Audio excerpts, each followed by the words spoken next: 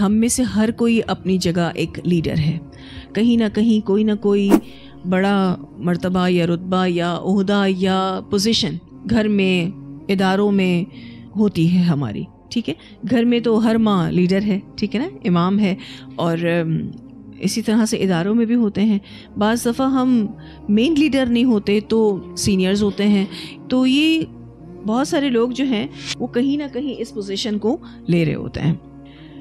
حضرت عبداللہ بن عمر رضی اللہ تعالیٰ عنہ کہتے ہیں رسول اللہ صلی اللہ علیہ وسلم نے ایک آدمی کو حکم دیا کہ وہ لوگوں کو نماز ظہر پڑھائے. اب آپ دیکھیں تو آپ صلی اللہ علیہ وسلم نے کسی اور سے کہا کہ وہ لوگوں کو نماز ظہر پڑھائے. اس نے نماز پڑھانے کی حالت میں جہت قبلہ میں تھوکا. اب آپ صلی اللہ علیہ وسلم نے کسی کو چوز کیا ہوگا تو آپ سوچیں کوئی معمولی صحابی تو نہیں ہوں گے، ٹھیک ہے نا، obviously کوئی نہ کوئی قابل شخص ہی کھڑا ہوا ہوگا امام کی جگہ پر. لیکن ان کو جب نماز پڑھانے کا کام دیا گیا تو ان سے یہ مسٹیک ہو گئی کہ ان کے منہ میں سلائیوا آیا ہوگا تو انہوں نے جہت قبلہ مطلب قبلے کی ڈائریکشن پر تھوک دیا. جب نماز عصر کا وقت ہوا تو آپ صلی اللہ علیہ وسلم نے ایک دوسرے آدمی کو امامت کے لیے بھیجا. اب عصر کا ٹائم ہوا تو آپ صلی اللہ علیہ وسلم نے اسی سیم بندے کو نہیں بھیجا، دوسرے بندے کو بھیجا. پہلا شخص ڈر گیا اور اس نے آپ صلی اللہ علیہ وسلم کے پاس آ کر کہا اے اللہ کے رسول صلی اللہ علیہ وسلم، کیا میرے بارے میں کوئی حکم نازل ہوا ہے؟ فوراً سے ڈر گئے وہ کہ کیا کوئی حکم نازل ہوا ہے کہ مجھے نیکسٹ یہ کام نہیں دیا گیا، میری کینسلیشن ہو گئی، تو مجھ سے کوئی غلطی ہوئی ہے، میرے بارے میں کوئی حکم نازل ہوا ہے؟ آپ صلی اللہ علیہ وسلم نے فرمایا نہیں، کوئی حکم نازل نہیں ہوا، یعنی کوئی پنشمنٹ نہیں آئی تمہارے لیے. بات یہ ہے کہ جب تو لوگوں کو نماز پڑھا رہا تھا تو تو نے اپنے سامنے تھوکا اور اس طرح اللہ اور فرشتوں کو تکلیف دی، یہ وجہ بنی تجھے پیچھے کر دینے کی. اسے طبرانی نے روایت کیا ہے. اب آپ دیکھیے کہ ایک حکم تو اس حدیث سے یہ پتہ چلتا ہے کہ جو بھی امام ہو یا جو بھی نمازی ہو اس کو قبلے کی ڈائریکشن کی طرف تھوکنا نہیں چاہیے. اگر کسی کو بہت زیادہ سلائیوا آ بھی رہا ہو یا بلغم آ گیا ہے تو وہ سائڈ میں کوئی، اگر ایسا بعض دفعہ نزلہ زکام ہوتا ہے تو اپنے پاکٹ میں کوئی ایسا رومال یا ٹیشو وغیرہ رکھے اور سائڈ میں اس طریقے سے اسپٹ کر کے اور جیب میں ڈال دے یا پھر نیچے کے سائڈ پہ رکھ دے، کچھ نہ کچھ دوسرا طریقہ اختیار کرے. سامنے سے تھوکنا جو ہے وہ تو صحیح نہیں ہے، ٹھیک ہے. اب آج کل کے جو امام ہیں یا جو بھی لیڈر ہیں یا جو بھی بڑے ہیں، گھر میں ہوں، ادارے میں ہوں، جہاں بھی ہوں، جس بھی جگہ پہ ہوں، ان کو اپنے منصب کو سنبھالنے کے لیے اپنے قول و کردار کا جائزہ لینا چاہیے. کیونکہ یہاں جس بیسس پر کینسلیشن ہوئی امامت کی وہ قول و کردار کی بات نہیں تھی. قول و کردار کی بات تھی نہیں. قول و کردار کی بات ہوتی تو ایسے شخص کو آپ صلی اللہ علیہ وسلم امام ہی نہ بناتے. تو یہاں قول و کردار کی بات نہیں ہے.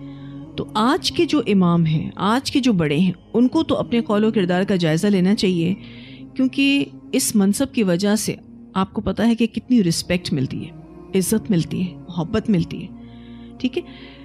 وہاں اگر اس منصب کی قدر نہ کی جائے اور ایسے بلنڈرز کیے جائیں، مسٹیکس کی جائیں قول کے اعتبار سے، عمل کے اعتبار سے، تو پھر ذلت جو ہے وہ مقدر بن جائے گی.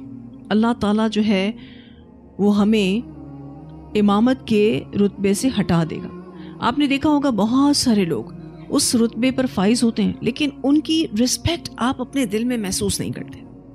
آپ کو ان کے قول و کردار کے جو تضاد ہیں وہ پریشان کرتے ہیں، ٹھیک ہے. تو ایسا امام، ایسا لیڈر جس کے لیے لوگوں کے دل میں کوئی رسپیکٹ نہ ہو، کوئی عزت مطلب نہ ہو، کوئی احترام نہ ہو، کوئی محبت نہ ہو، تو پھر ذلت ہی مقدر بنی نا. تو کوشش کرنی چاہیے ہم سب کو کہ ہم جہاں جہاں بھی بڑے بنائے گئے ہیں اپنے قول و کردار کا خیال کریں اور اپنے اس رتبے کا بھی احساس کریں، اس کی سینسٹیوٹی کو سمجھیں کہ اللہ نے اگر ہمیں بڑا بنایا ہے تو پھر ہمارا اخلاق اور کردار، ہمارا قول کیسا ہونا چاہیے. نبی اکرم صلی اللہ علیہ وسلم کے عہد مبارک میں تو امام کو اس بنا پر معزول کر دیا گیا کہ اس نے قبلے کی سمت تھوکا تھا. اس کے کردار میں، اس کے قول میں کوئی مسئلہ نہیں تھا. اس حدیث کو آپ کے ساتھ شیئر کرنے کا جو مقصد ہے وہ یہ ہے کہ ہمیں اپنے عمل پر فوکس ہونا ہے. الحمدللہ الحمدللہ اللہ تعالیٰ نے ہمیں علم سے جوڑا ہوا ہے. ہم یہاں پر علم حاصل کرتے ہیں، اس کی چیکنگ ہوتی ہے، اس کا رزلٹ مل جاتا ہے، لیکن ہم میں سے کسی کے بھی عمل کو نہیں جانچا جا رہا، کسی کے بھی عمل کے بارے میں پوچھا نہیں جا رہا. اس کے کوئی مارکس نہیں دیے جا رہے, کوئی نیگیٹو مارکنگ نہیں ہو رہی ہے. اگر کسی نے نہیں کیا تو کوئی نیگیٹو مارکنگ نہیں ہو رہی ہے. یہ جو عمل سے جانچ پڑتال ہے یہ اللہ تعالیٰ کر رہے ہیں. اسی لیے ہم سب کو اپنے خلوص کا اور اپنے عمل کا ہر وقت جائزہ لینا ہے, کیونکہ ہمیں کل قیامت کے دن جو بھی اللہ تعالیٰ نے رتبہ دیا ہے اس کا جواب دینا ہے. اس میں سچائی کا ہونا, اس میں خلوص کا ہونا, خود بعمل ہونا بہت ضروری ہے. اور اللہ کے لیے کچھ مشکل نہیں کہ اللہ ہمیں لے جائے اور ہماری جگہ کسی دوسرے کو لے کر آئے. اللہ کے لیے کچھ مشکل نہیں.